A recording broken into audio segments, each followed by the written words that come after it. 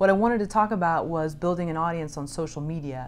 And you talked about Twitter, and sometimes you feed the trolls and sometimes you don't. So how has it been for you building an audience on social media, and maybe talk about some of your pet peeves you see from other performers on social media? I enjoy social media very much. I really love the direct engagement with an audience at your fingertips any time of night, you know, early, late, sober, very not sober.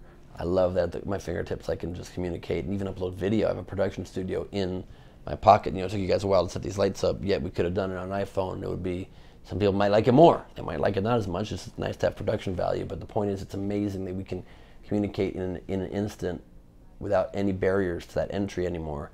However, it's frustrating a little bit that I find oftentimes that the smarter stuff tends to get the fewest retweets and the fewest favorites, and you have to oftentimes be really coarse or just make a joke about sex or just make something about something very stupid or mean, very overtly mean.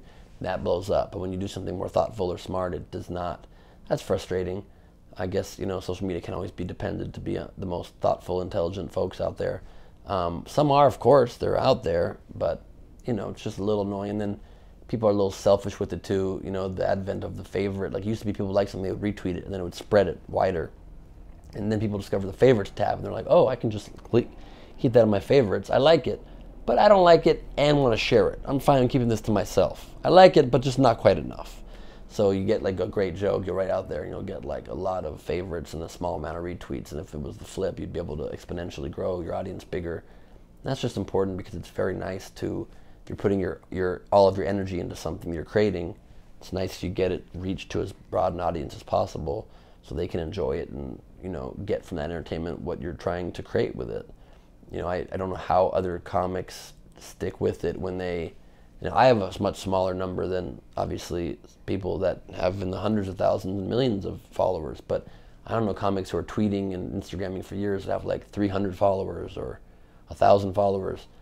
God bless them. I don't know how they keep, and you have to make it about the work, but at some point I wonder if you'd feel like you're talking to just yourself, you know, and I hope at least it's climbing for them, you know, so I try to retweet comedians that I respect and enjoy and follow who don't have as much following when I can, because I want them to be exposed to bigger audiences.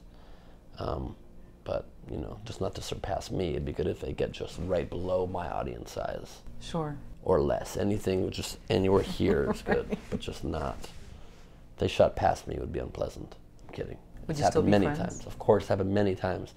There have been plenty of people that I helped come up in their career and gave spots to and helped them get stage time when they had no name whatsoever, and have shot far past me as far as stature in the industry.